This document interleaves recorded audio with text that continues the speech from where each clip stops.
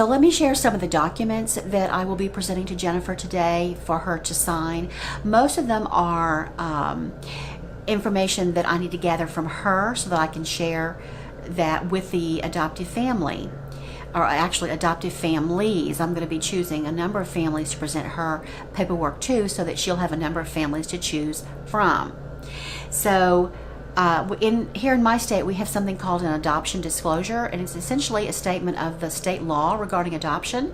And so our state requires that every mom or dad placing a child for adoption in this state understand what the adoption law is at the very outset of their adoption plan. So this document actually ensures and provides evidence for the fact that the mom knows what that is, and that protects each mom from people who might want to take advantage of her. There are people out there like that. So also we get a lot of background information. There are two forms that I have. One is the background information where we ask about who, birth date, all the license number, where were you born, that kind of thing, who your parents are, do you have children, what's their health, and who are they living with, and just all the information about the mom and about Jennifer in particular today, and then also some information about the birth father to the extent that she knows it. Then I also obtain medical information. So I'll be presenting Jennifer with a medical information form that she'll be filling out, and I call it the list of horribles. So it's just a laundry list of all kinds of horrible things that you can have, and so that we can make sure that we are choosing a family that can handle any of these factors that a child may have, which may not develop until later in the child's life. We want to make sure that the adoptive family is aware of whatever they're getting into, and they're going to be still committed to that child no matter what. So that's very important. It's very important for moms to be very truthful about their health history so that we can do that, and I can do my job to protect her child and make sure her child will be in a loving home forever. Here in my state, the moms and dads have the opportunity to choose their own witnesses at the consent signing. The signing of the adoption consent doesn't happen until after the baby is born. Anything before that is nothing but a plan, which can be changed, altered, and terminated. But the consent signing is the official time and the official document that where a mom actually makes a decision, a permanent decision, to place her child for adoption. So when she does, we're required in this state to have 2 witnesses there present plus a notary, and by law she has the opportunity to choose the witnesses who are going to be in the room with her and sign the document with her. So that's a kind of a nice thing, because you might want to have your mother or a sister or a family member or a dear friend.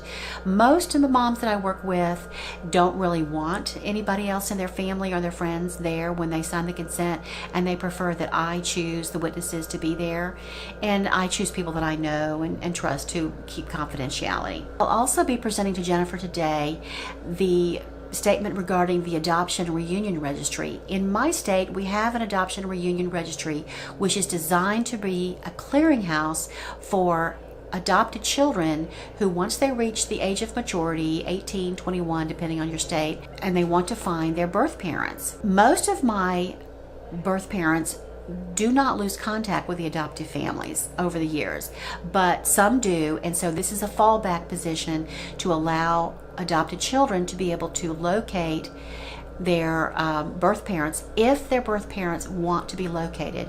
So I call it like a dating service.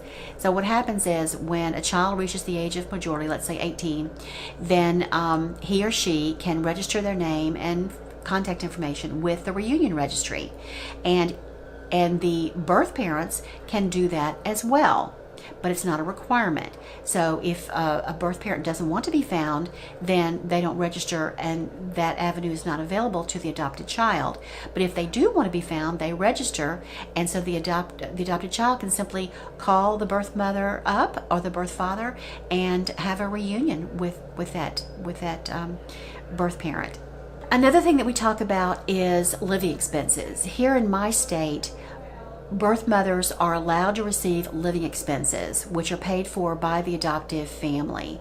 So I want to put down on paper what Jennifer's needs are, and she's already intimated to me that she's going to have some needs. Not all moms have financial assistance needs, but Jennifer will, when she gets out of jail, have a need of a place to stay and some help with paying for her car expenses, some food perhaps, and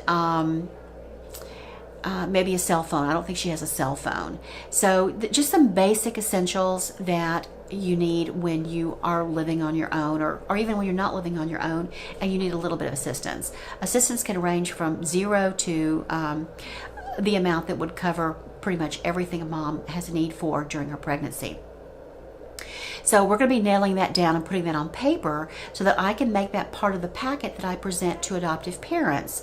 I want every set of adoptive parents to know what Jennifer's needs are so that they can commit to that. If they're not willing to commit to, or they can't financially afford to commit to the needs financially that Jennifer has, then I don't want to be presenting that family to her.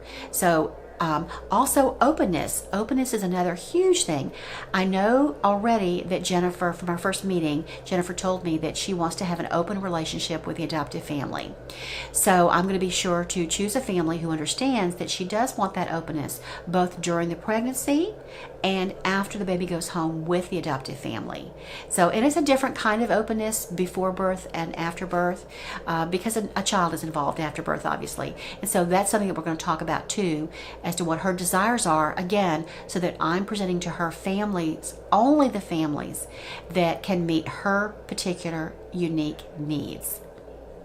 So that's what we'll be talking about today. I'll also be talking with her more about the birth father and how to approach him, because I hope to be able to contact him later today. That's what's happening today, and I'll be printing out some documents now and putting them in a packet and taking them over to the jail to meet with Jennifer.